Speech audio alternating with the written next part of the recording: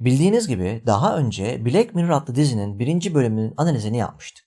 Ve sizden gelen yoğun talep üzerine aynı dizinin 2. bölümü hakkında da analiz yapmaya karar verdik. Bakalım bu 15 milyonluk hak adıyla anılan bölüm bizden neler saklıyor?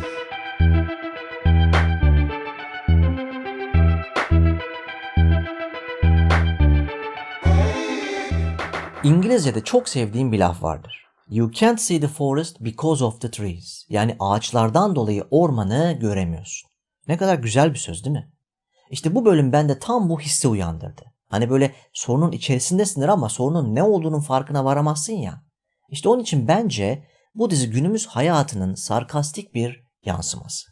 Dizi etrafı dijital ekranlarla çevrili bir odada uyuyan bir karakterle başlıyor.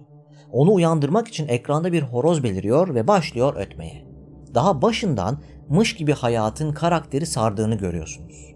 Asıl olan hayattan uzaklaşıp yapay olana saplanmış bizlerin küçük bir temsili bu sahne. Karakter uyandığında dijital ve minimalist odasındaki sensörler onun uyandığını anlar anlamaz ne kadar kredisi olduğunu gösteriyor. Distopik dünya hemen kendini gösteriyor bu sahnede. Yaptığı her şeyin maddi bir karşılığı var.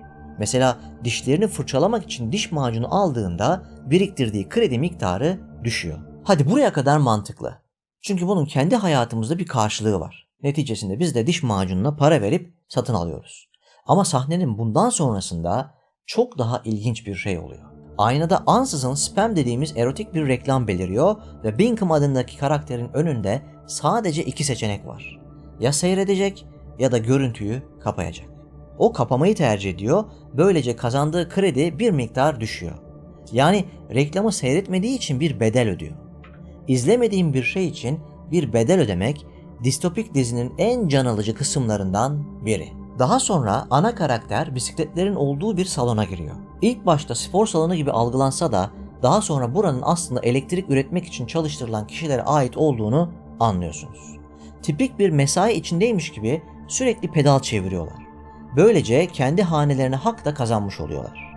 İnsanlar hayatlarını onları kuşatmış ekranları izleyerek geçiriyorlar. Aslında bu sahneler günümüz insanının bir eleştirisi olarak da okunabilir. Bir düşünsenize, iş yerindesiniz, yakınınızda kaç tane ekran var? Birine, bir ötekisine bakarak geçmiyor mu hayat? Şimdi bu sahneye dikkat etmenizi istiyorum. Bakın insanlar bu yemek arasında yiyeceklerini bile dijital ortamdan seçiyorlar. Bingham elma seçtiğinde ekranda elmayı sevenler muzu da sevdi diye spam bir reklam daha çıkıyor.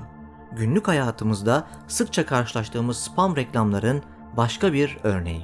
Bu sahnede aynı zamanda elmaya da dikkat etmenizi istiyorum. Kadın karakter elmayı almayı başarınca Bingham'a elma için buradaki tek gerçek şey bu olsa gerek diyor. Elma metaforu Havva ve Adem hikayesinden kaynaklı ilk günah, tutku ve hırs anlamlarını içerir. Ancak bu dizi distopik bir dünya örneği olduğu için tüm değerler alt üst olmuştur.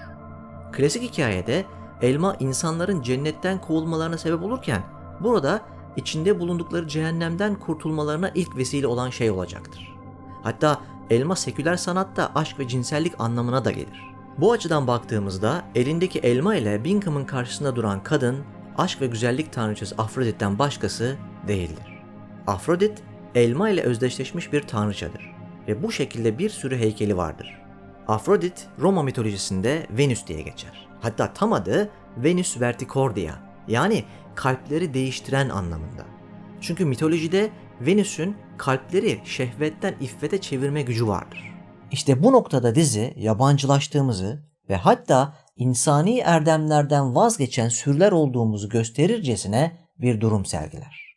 Dizinin ilerleyen sahnelerinde göreceğimiz gibi Bingham, Venüs ile eşleştireceği kadın karakteri tam tersine iffetten şehvetin kucağına düşürecektir. Yalnız bu durumu daha da yakından incelemeden önce şu sahneye bakmanızı istiyorum.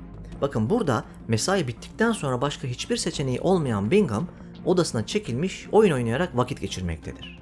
Burada da önüne ansızın bir reklam çıkar. Hot Shot adlı bir yetenek yarışma programıdır bu. Bingham ve onunla aynı işi yapanların o karabasan ortamdan kurtulabilmeleri için tek kurtuluş yoludur bu yarışmaya katılıp kazanmak. Ancak aynı sahnede başka bir çarpıcı durum bizi ta George Orwell'in 1984 adlı romanına kadar götürür. Herkesi ve her şeyi izleyen Big Brother bu dizide de vardır. Bingham gözlerini kapadığında sistem onun ekranlara bakmadığını algılar ve uyarı gönderir. Bingham'a dayatılan bir seks sahnesidir. Cinsel istismarın teknolojik ve kapitalist yaptırımlarından sadece bir örnektir bu sahne. Bingham izlemezse hakkı kaybedecektir. Bingham, Abby adında bir kadınla tanışır. Onu saran tüm yapaylığın içinde ona gerçek gelen tek şey Abby'nin tuvaletteyken şarkı söylemesidir. Ve ilk işi aşık olduğu bu kadını o ortamdan kurtarmaktır. Onun için Abby'ye Hot Shot denen yarışmaya katılmasını teklif eder. Bu sahnede katılmak için gereken 12 milyon hakkı Abby'ye vermek isterken gerçek bir şey yaşansın der. O sırada sahnede tüm bisiklet çevirenler sanki bir fabrikadaymışçasına görüntülenir. Bu kitlesel sömürünün ne kadar yapay olduğunun bir göstergesidir. Bu sahnede Hot Shot adlı yarışmanın jürisi tanıtılır. Üst sınıfı temsil eden bu jüriyle dizi sınıfsal bir ayrımın basamaklarını tamamlamış olur. Lüks içinde yaşayan üst sınıf, monoton ve tek düze yapay bir hayat süren orta sınıf ve onların altında da aşırı kilolu oldukları için bisiklet kullanamayıp temizlik görevi verilmiş alt sınıf. Bu sahnede Bingham yarışmaya katılmak için gereken bedelin 12 milyon değil 15 milyon olduğunu öğrenir. Ama ona rağmen bileti Abby için alır. Sömürünün zirve yaptığı bir sahnede burası. Yarışmacılar sahneye çıkmadan önce uyuşturucu bir sıvı içmek zorundalar. Jüri karşısında biraz daha itaatkar olmalarını sağlayan bu sıvı, üst sınıfın buyrukları karşısında kayıtsız kalan diğer sınıfların mağduriyetlerini gösteren bir semboldür. Jürinin alegorik olarak adları, Abby'nin kaderine karar verenlerin niteliklerini tanımlar. Jüride charity yani hayırsever, hope yani umut ve wraith yani hayalet vardır.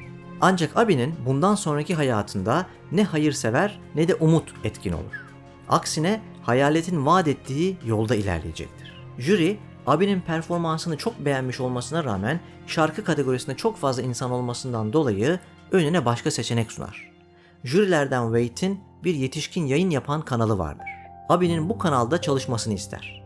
Sahneye çıkmadan uyuşturucu sıvıyı içtiğinden Abby bu teklif karşısında kayıtsız kalır ve kabul eder. Bingham itiraz edecek olur ama onu oradan uzaklaştırırlar. Dizinin tüm sınıflarında ataerkil bir durum vardır ve kadınlar erkeklerin seks objesi olarak gösterilirler. Hatta hayatı erkek odaklı bir merkezden gören kadın figür bile vardır. Belki de bu bölümün en can alıcı sahnesi de burasıdır. Bingham tek başına odasında vakit geçirirken yetişkin kanalı spam olarak tekrar önüne çıkar. Bu sefer kanalda Abby'nin kendisi vardır. Sevişmek üzere olan arkadaşını görmek istemez, onun için reklamı atlatmak ister ama yeterli kredisi olmadığı için reklamı atlayamaz ve orada kriz geçirip ekranı kırmak ister. Şimdi kısa süreliğine kendi hayatınızı bir düşünmenizi istiyorum. Mesela otobüs durağındasınız ve otobüs bekliyorsunuz. Gayri ihtiyari de etrafınıza bakınıyorsunuz. Ne görüyorsunuz? Orada reklam, burada reklam, her yerde reklam. O reklamlardan kurtulabilmeniz için esasında bunu bilinç düzeyine taşımanız gerekiyor. Taşımazsanız şayet o reklamlar sizin dünyanızda sürekli yer etmeye devam edecek. İşte bana sorarsanız bu Bingham karakterinin yaşamış olduğu şey de biz insanların iç travmasının dışa vurmuş bir hali. Bundan sonra Bingham yarışmaya katılıp arkadaşını o dünyadan kurtarmak ister. Bu yüzden 15 milyon kredi kazanmak için geceli gündüzlü pedal çevirmeye başlar. Kendisi de yarışmaya katılır ve jüriyi sahnede kendini öldürmekle tehdit eder. Bütün gerçek düşüncelerini dile getirir. Jüri bu açıklamaları da bir sahne gösterisi sanıp en içten şov diye düşünür. Bu sefer jüri Hope yani Umut, Bingham'a kendi kanalında bir program yapmasını teklif eder. Sürpriz bir şekilde bunu kabul eder ve Abby hakkında tek bir kelime etmez. Dizinin son sahnelerinde Bingham'ın durumunun daha iyi olduğu görülür. Odası geniştir. Artık bisikletle çevirmiyordur. Organik portakal suyu içer. Etrafı dijital ekranlarla çevrili değildir. Cam kenarına yaklaştığında avatarlar ve reklamlar görmez artık. Çünkü karşısında gerçek bir doğa vardır. Koşulları mükemmel hale gelmemiştir ama bir öncekisine kıyasla iyileşmiştir. Kast sisteminin her yerde olduğunu gösteren bu sahnede özgürlüğün neredeyse imkansız olduğunu hissedersiniz. Sınırlı bir özgürlüktür bu. Herkesin birbirini piyon gibi kullandığı ve hatta gerçek sevginin bile kişisel çıkarlar uğruna kolayca feda edildiğini gösteren bir kısır döngü. Dahası kendimize yabancılaşmamız aslında oyunların içerisinde avatarlarımız olmasından değil. Avatar biz olduğumuz içindir.